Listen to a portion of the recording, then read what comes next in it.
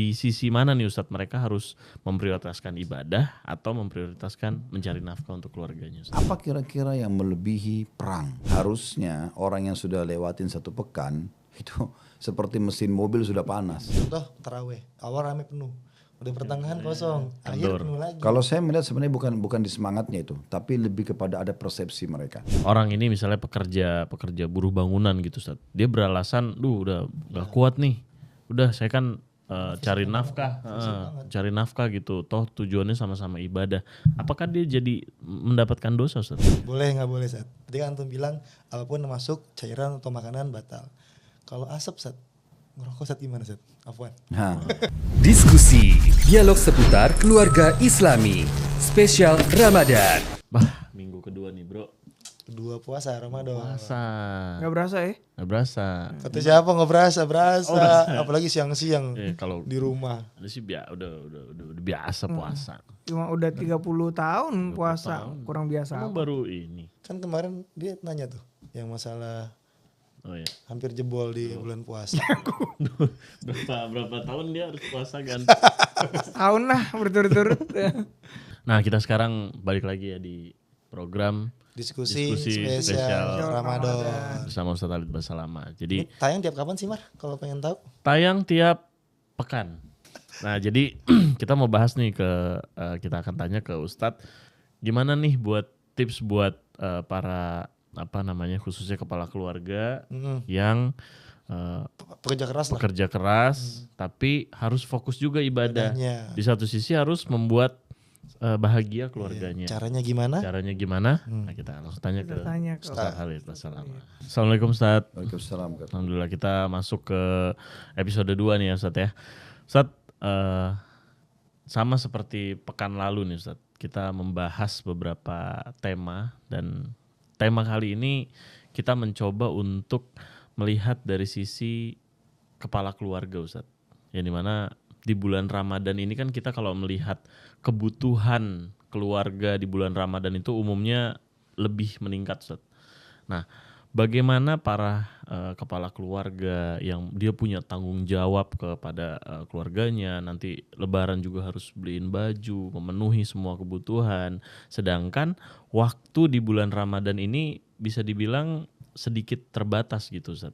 Khususnya untuk orang-orang yang kerjanya itu pekerja keras gitu, yang kerja berat kayak supir travel. Ya, supir travel yang memang dia kalau dia kerja pagi atau siang itu capek dan mereka cenderung mengorbankan ibadahnya mereka. Nah, ini di sisi mana nih Ustadz mereka harus memprioritaskan ibadah atau memprioritaskan mencari nafkah untuk keluarganya Ustadz? Alhamdulillah wassalatu wassalamu ala rasulillah. Ini masalah niat dan persepsi.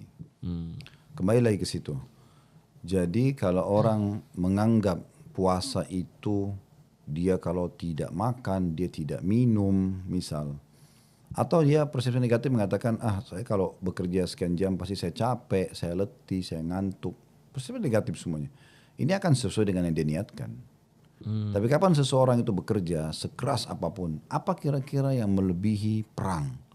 Nah, para sahabat di awal Ramadan, ini tahun pertama disyariatkan. Artinya mereka mungkin masih lebih bisa dimaafkan gitu ya.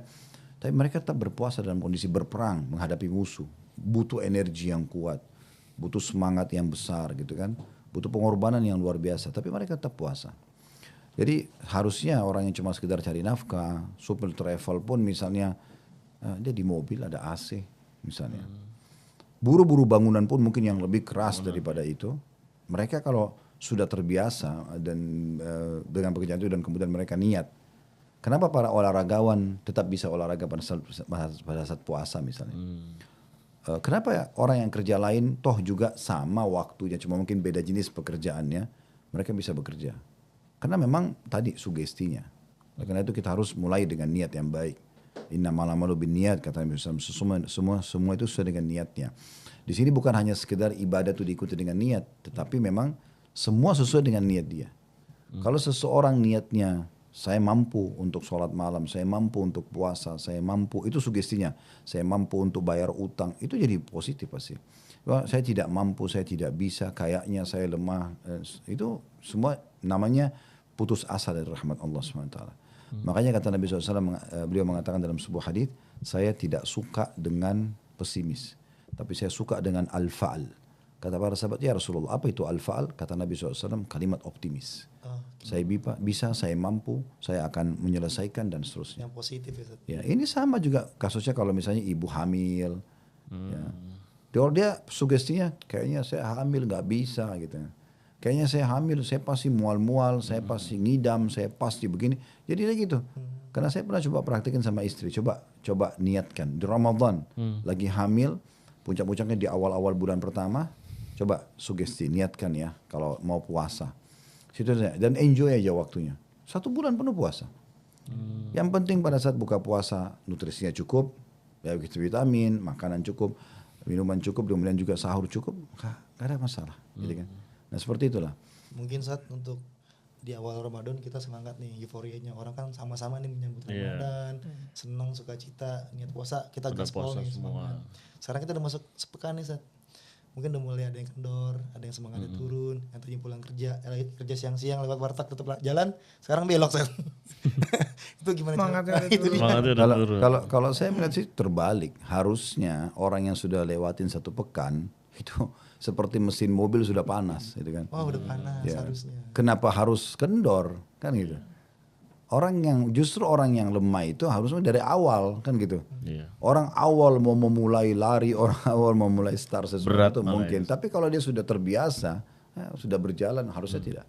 Tapi kan terkenal kata orang, contoh taraweh, awal rame penuh, udah pertengahan kosong, akhir penuh lagi. Kalau saya melihat sebenarnya bukan di semangatnya itu, tapi lebih kepada ada persepsi mereka. Mungkin ada pemahaman mereka, yang rame-rame di awal aja. Apalagi kalau niatnya memang seremoni atau testimoni, ngeramein atau cuma tes-tes, memang begitu. Tapi kalau orang niatnya ibadah, niatnya itu sugestinya, maka pasti dia akan semangat. Karena memang sebulan penuh. Makanya dikatakan Nabi SAW itu kalau masuk 10 terakhir Ramadan, maka beliau lebih mengencangkan ikatan sarungnya dan membangunkan keluarganya untuk sholat malam. Makin akhir makin kencang gitu kan. Orang kalau mau sampai ke garis start, walaupun dia sudah capek lari, kalau dia mau juara, dia harus terus memicu supaya sampai ke garis start, garis finish ya maksud saya. Jadi kalau dia putus asa tengah jalan, dia tidak akan berhasil mencapai prestasinya. Nah seperti itulah. Jadi harus seperti ini, harus diperbaiki masalah persepsinya dulu. Nah kalau misalnya dia orang ini misalnya pekerja buruh bangunan gitu Ustaz. Dia beralasan, udah gak kuat nih. Udah saya kan cari nafkah gitu. Toh tujuannya sama-sama ibadah.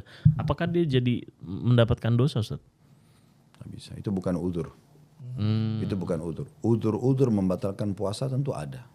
Kayak misalnya orang sakit, orang musafir, yang disebutkan dalam syariat Allah. Tapi kalau orang lagi bekerja, kemudian dia mengatakan, ini kan dia bentrokin. Cari nafkah kan juga ibadah. Iya. Puasa juga ibadah. Sudah saya pilih cari nafkah aja. Nggak bisa dia bentrokin begini. Karena puasa tidak menghalangi orang untuk cari nafkah. Puasa tidak menghalangi orang untuk ibadah, untuk cari nafkah, untuk jihad. Nggak ada korelasinya sebenarnya. Tadi makanya persepsi. Kalau orang sudah persepsinya negatif, saya kalau sahur cuman minum 1 gelas air, satu potong roti atau 1 butir kurma, saya tidak akan tahan. Nah, ini persepsinya begitu. Tapi kalau dia persepsinya, dia tidak tahan betul nanti. Apalagi kalau dia bilang, siang saya lapar nggak sih? Lapar beneran. Tapi kalau dia, insya Allah saya makan 1 butir kurma ini dengan segelas air ini, saya cukup sampai buka puasa. Saya pernah praktikin begitu, sampai tarawih masih oke. Masih tarawih baru makan gitu kan. Walaupun buka puasa ya takjil membatalkan puasa, tapi setelah itu sampai sholat tarawih baru makan, dan itu bisa saja sebenarnya. Ustaz, kalau misalkan gini, tadi kan antum bilang kan safar termasuk salah satu uzur Ustaz. Nah kalau misalkan dia supir travel Ustaz, nah itu kan safar terus Ustaz, itu gimana Ustaz? mulai nih. Apakah ada uzur? Ya pada uzur. Harusnya emang di situ deh. Sekarang sederhana, kalau itu adalah profesi, sudah dia tiap hari Jakarta Bandung tiap hari, sebenarnya sudah tidak dianggap safar itu. Oh itu kuncinya. Karena itu sudah tiap hari. Berarti termasuk pilot juga Ustaz? Tergantung jarak nanti kalau pilot. Kalau misalnya memang dia Jakarta Surabaya 1 jam, dia berangkat jam 11 pagi Ramadan, tiba jam 12 Surabaya, masa batalin puasanya? Gitu kan. Tapi kalau dia berangkat, mungkin lah dia umroh 9 jam atau dia ke Amerika dengan transitnya bisa sampai 20 jam, ya itu mungkin. Kan gitu. Tapi intinya begini, sebenarnya kalau musafir, memang itu rukhsah, keringanan. Bagi musafir boleh kalau dia mau batalin, itu hak dia. Dia boleh batalin, tapi dia harus ganti di hari lain, gitu kan. Tapi kalau misalnya tadi dia jadikan sebagai bahan, saya kan tiap hari setir mobil nih, Jakarta Bandung tiap hari, udah kena tiap hari saya bolak-balik, tiap hari saya anggap diri saya safar aja, jadi 30 hari nggak usah puasa. Kalau dia pun berpegang pada fatwa bahwasanya kan musafir boleh. Tapi ingat ya, di sini dia punya utang. 30 hari itu dia harus bayar. Iya. Ya. Dan lebih berat lagi nanti karena setelah lebaran pun dia tidak mungkin berhenti jadi supir kan? Iya. Terus Nggak puasa. akhirnya transportasi. Nah, kayaknya nggak puasa-puasa. Iya. Kayak Aris jadi utang puasanya banyak. Nyicil. Banyak. Nyicil. Insya Allah. Nah Ustadz, ini seperti biasa kita punya segmen boleh dan gak boleh yang dilakukan di bulan Ramadan. Aris apa pertanyaannya, boleh gak bolehnya? Kalau Ana gini Sat, sebenarnya tadi kan jargonnya dulu dong. Jargonnya ya boleh nggak boleh nih Sat. Ini boleh atau tidak Sat? Olahragawan Sat. Ini Ana tadi kan sempat bicara masalah olahragawan sedikit. Ada nggak Sat batasan dari olahragawan yang tidak boleh dilakukan misalkan atau dihindari? Kayak misalkan kan berenang tuh identik banget tuh Sat. Kalau Ana berenang kan biasanya 1-2 kali kayuhan itu ada aja air ketelan Sat. Nggak sengaja Itu kan. gimana Sat? Kan jelas itu apa yang membatalkan puasa kan. Di antaranya makanan dan minuman yang masuk dari luar kan gitu. Berenang itu bisa, kalau sudah bisa menuju ke sana akan ditelan air ya jangan dilakukan. Udah nggak bisa itu, dia jelas nggak bisa. Jadi lebih baik jangan, dihindari saja. Dan gini loh, saya coba berbagi seorang muslim itu harus punya prinsip. Iya. Itu dalam semua lini kehidupan dia termasuk dalam profesinya. Jadi bukan berarti karena saya profesi seorang olahragawan lalu saya harus mengorbankan agama saya karena itu. Contoh buka aurat, contoh diajak oleh manajernya untuk minum khamar, contoh untuk zina sebagai hiburannya, contoh apalah ya, atau orang bisnis misalnya dia harus meeting di jam 12 siang hari Jumat. Nah, dia harus tunjukkan prinsip, saya seorang muslim ini nggak bisa. Ya kalau nggak bisa sudah pindah ke profesi lain. Karena kan kita bukan harus hidup dari profesi itu saja. Kebanyakan manusia, dia susah keluar dari satu kemelut hidupnya dan berkembang karena dia kurung dirinya di bingkai kehidupan yang dia buat sendiri. Ini sering kita kasih contoh. Kalau saya tidak minum kopi pagi hari, kepala saya pusing.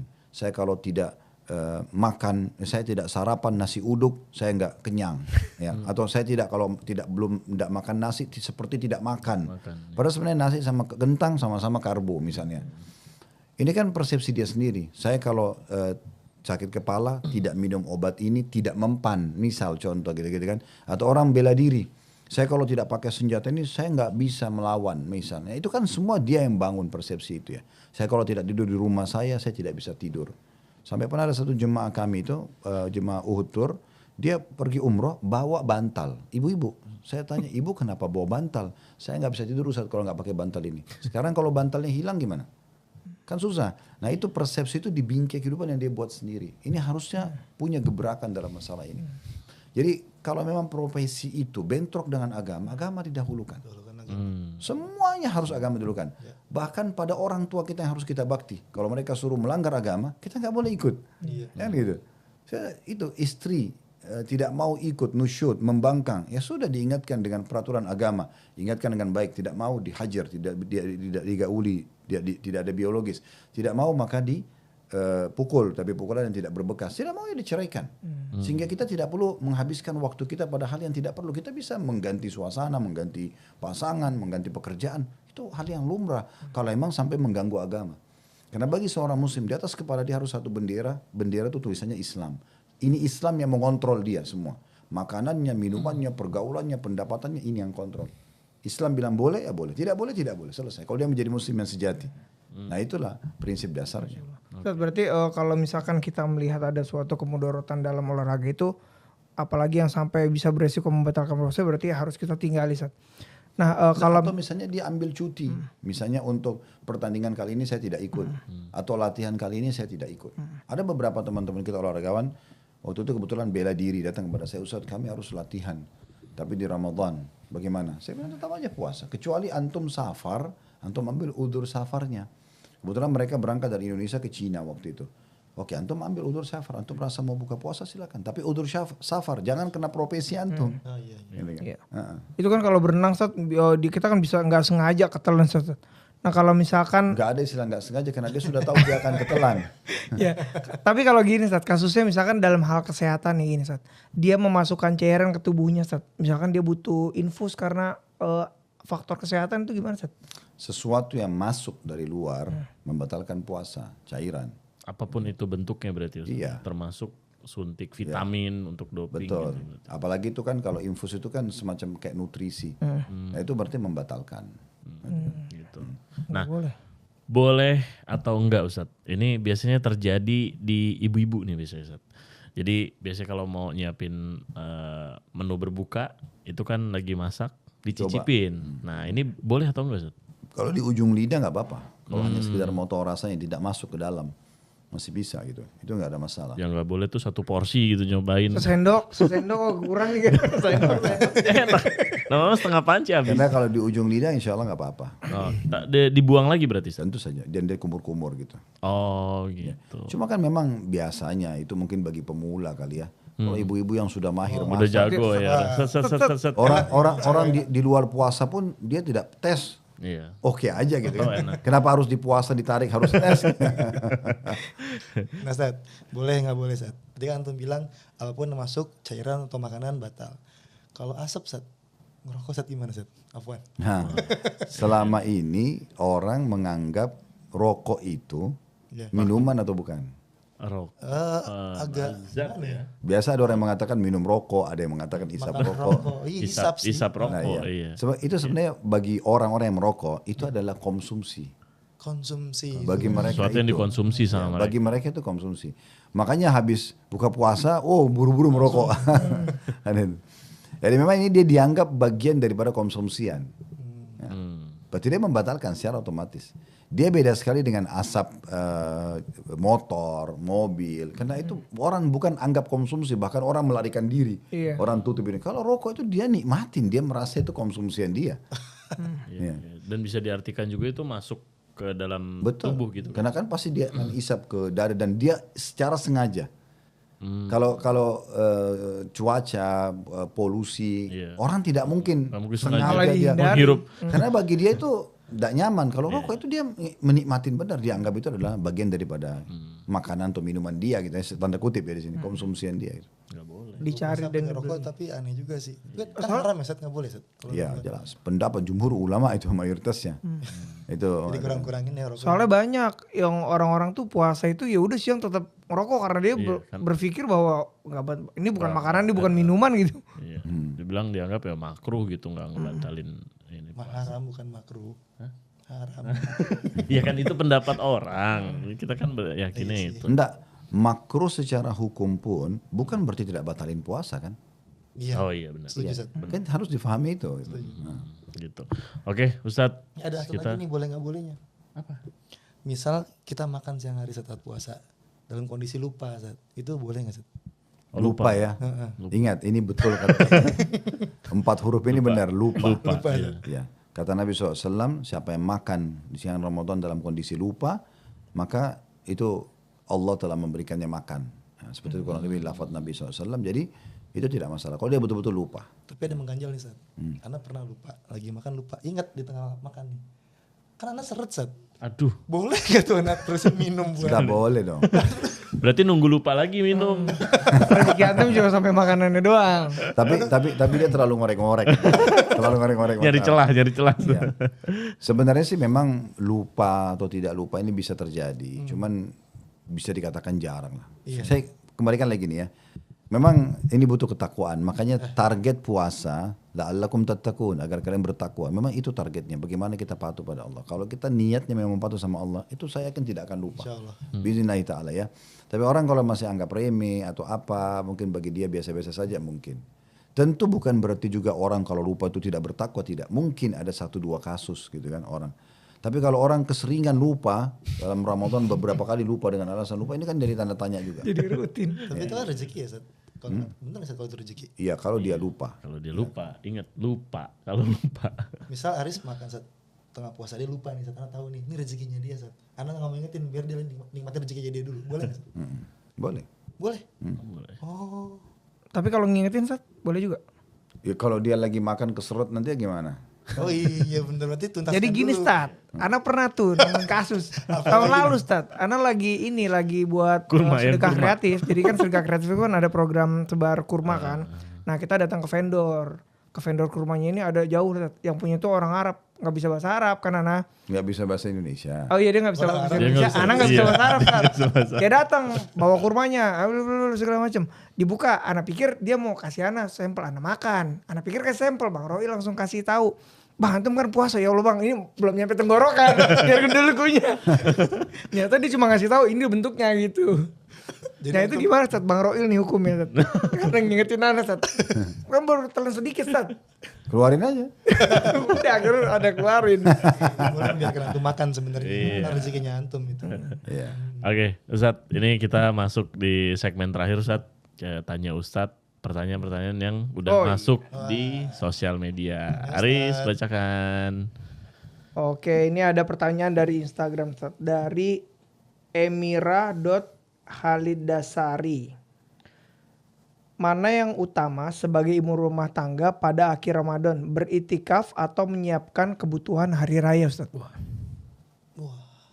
Kalau dalam kondisi, ini butuh rincian, kalau dalam kondisi si wanita ini bersuami, ada tanggung jawab dia lah untuk menyiapkan makan buat suami, buka puasa dan sahurnya, ada anak-anak kecil yang diurus gitu kan, dia harus dahulukan itu daripada itikaf, kan gitu.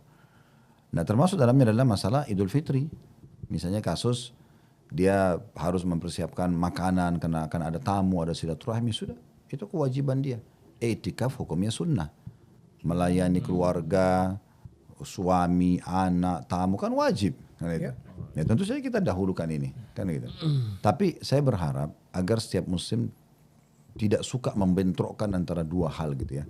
Selama dia antara dia sama Tuhannya Allah SWT mampu mengerjakan semua, kenapa tidak? Kenapa harus opsinya ini atau ini sih? Padahal sebenarnya dia bisa saja kerjain dua-duanya.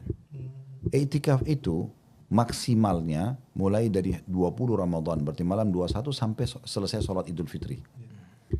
Tapi kalau orang tidak mampu, dia cuma mampu 2 hari, 3 hari, dia cuma mampu di malam-malam ganjil, dia cuma mampu antara maghrib isya, dia niatkan i'tikaf. Gak ada masalah, i'tikaf itu kan mengikat diri di masjid walaupun beberapa saat. Itu semampunya dia, gitu kan. Dia bisa saja pilih hari-hari di mana dia bisa sama suami sama anaknya i'tikaf, malam 27 kah, malam 25 kah misalnya, lalu dia ke masjid, cari masjid besar di kotanya, dia i'tikaf malam itu, udah selebihnya dia aktivitas yang lain di hari-hari yang lain, itu kan juga bisa. Jadi tidak harus juga i'tikaf, makanya tadi kalau dibentrokin i'tikaf, berarti yang dia fahamin mungkin ini harus lengkap 10 hari dengan persiapan untuk misalnya melayani suami, anak, segala macam di Idul Fitri. Tentu saja dia harus dahulukan yang wajib bagi dia. Tapi dengan dia melaksanakan kewajibannya dia dan dia berharap karena nggak bisa iktikaf, dia lebih memilih memenuhi kewajiban yang jadi kewajibannya dia gitu, Ustaz. Boleh nggak dia berharap mudah-mudahan bisa dapat pahala iktikaf gitu juga? Beda. Oh, Karena iktikaf memang dia harus mengikuti di harus masjid. menjalankan. Ya udah, kalau memang dia Allahu alam ya, kalau memang dia tulus dalam hatinya, dia berharap ya Allah, kalau seandainya bukan karena kewajiban ini, maka hamba mau akan iktikaf, dia tulus, Allah berikan pahala, itu bisa saja. Ya, bisa saja. Tapi memang dalam hal ini saya melihat dalam kasus ini kita real saja. Memang dia harus memilih salah satunya kan. Oke. Ustaz, pertanyaan kedua Ustaz dari MRDTHL Yahya belakangnya. Bolehkah Ribet banget itu nama akun. bolehkah minum pil penunda haid saat bulan Ramadan biar puasanya lengkap Ustaz? Boleh, nggak masalah. Boleh. Ya, karena itu kan kasuistik ya. Mungkin yang agak sedikit dibahas oleh para ulama itu tentang masalah kalau dia terus-menerus meminumnya gitu ya, tanpa ada udzur, sehingga memang haidnya pun tidak normal. Ya, mungkin itu ada bahasan sendiri. Tetapi umumnya sih fatwa ulama boleh. Bagi orang yang mau umroh, mau haji, orang yang mau masuk Ramadan, itu setahu saya boleh. Malah itu bagus, keringanan buat mereka kan gitu. Insyaallah Ustaz, pertanyaan terakhir Ustaz. Ini dari Silva_Fernanda. Ini pertanyaannya adalah izin bertanya Pak Ustadz. Jika para setan-setan dibelenggu di bulan Ramadan, mengapa sihir masih berpengaruh? Syaitan yang dibelenggu adalah syaitan yang menggoda umumnya. Syaitan yang menggoda umumnya. Kayak yang biasa membisikkan kita untuk mencuri, ghibah, fitnah, berzina gitu. Itu syaitan-syaitan yang ini dibelenggu. Pembelengguan mereka ini bukan berarti mereka tidak bisa menggoda. Makanya dalam sebuah hadis juga disebutkan para syaitan-syaitan yang jatuh dibelenggu sehingga mereka tidak leluasa menggoda seleluasa di luar Ramadan. Artinya masih bisa menggoda gitu kan. Karena syaitan itu kan membisikkan, meniup, menyentuh, itu semua banyak sekali yang dia lakukan. Tapi ini secara umum dulu tentang masalah syaitan yang dibelenggu maknanya itu. Sekarang kenapa sihir masih berpengaruh? Karena sihir ini bukan hanya sekedar godaan syaitan, tapi ada ikatan buhul. Nah ikatan buhul ini seperti foto diambil, diikat, dimantrain. Nah itu kan memang untuk melepaskan sihir, itu harus temukan buhulnya. Kan gitu. Kalau orang temukan buhulnya, kemudian dimusnahkan, maka sihirnya akan lepas. Jadi memang dia tidak ada hubungannya sama syaitan dibelenggu di bulan Ramadan. Sihir itu tetap efektif jadi. Tapi memang pasti dia akan melemah. Dia akan melemah umumnya di bulan Ramadan karena orang yang sedang kena sihir pun kalau dia tingkatkan kualitas ibadahnya itu berarti dia makin kuat. Ibarat seseorang lagi diserang oleh musuh tapi dia punya benteng yang kuat. Dia punya baju besi, dia punya perisai. Jadi walaupun diserang itu dia masih bisa nangkis segala macam. Nah seperti itu orang kalau kuat ibadahnya. Sehingga serangan-serangan itu mungkin ada efek kayak misalnya orang pegang perisai dihantam dengan pedang, ada getaran mungkin, tapi tidak berefek besar. Nah seperti itu paling ya. Nah itu kalau dia tingkatkan kualitas ibadah, apalagi dengan dia berobat, misalnya dia ruqyah syariah, meruqyah dirinya sendiri, dia konsumsi air zam-zam, dia makan kurma ajwa, banyak hal yang bisa membatalkan sihir, maka itu aman-aman saja, dia akan aman. Masya Allah, sudah selesai nih pertanyaannya, Amar. Syukron Ustadz atas ilmunya. Mudah-mudahan kita terus semangat ya. Sampai hari terakhir. Sampai hari terakhir. Bisa mendapatkan semua keutamaan dan kita bisa menjadi pemenang di bulan Ramadan ini. Syukron Ustadz atas ilmunya. Jazakallahu khairan. Barakallahu fikum. Semoga Allah selalu jaga antum. Assalamualaikum warahmatullahi wabarakatuh. Assalamualaikum. Oke. Jadi udah tahu ya teman-teman ya, sudah kita bahas tadi beberapa pertanyaan-pertanyaan udah kita bacain juga, boleh nggak boleh juga kita udah tanyain lagi juga, dan tema tadi sangat menyentuh kita, mudah-mudahan menyentuh beneran. Iya, jadi para pekerja keras bisa tenang nih buat ibadah, tahu caranya gimana. Tips and triknya. Iya, dan yang paling penting tetap semangat dalam beribadah di bulan. Oh ya Mar, jangan lupa yang mau ikutan tanya. Oh iya. Gimana cara itu? Caranya gimana? Bisa komen langsung. Komen. Caranya komen di Instagram, komen di YouTube, tayang di YouTube. Di kolom itu bisa, atau nanti kita bikin kuesioner di story-nya Instagram Khalid Basalam Official ya. Insyaallah. Bisa ikutan di situ. Dibacakan. Oke, sampai ketemu lagi di episode berikutnya. Assalamualaikum warahmatullahi wabarakatuh. Diskusi, dialog seputar keluarga Islami, spesial Ramadan.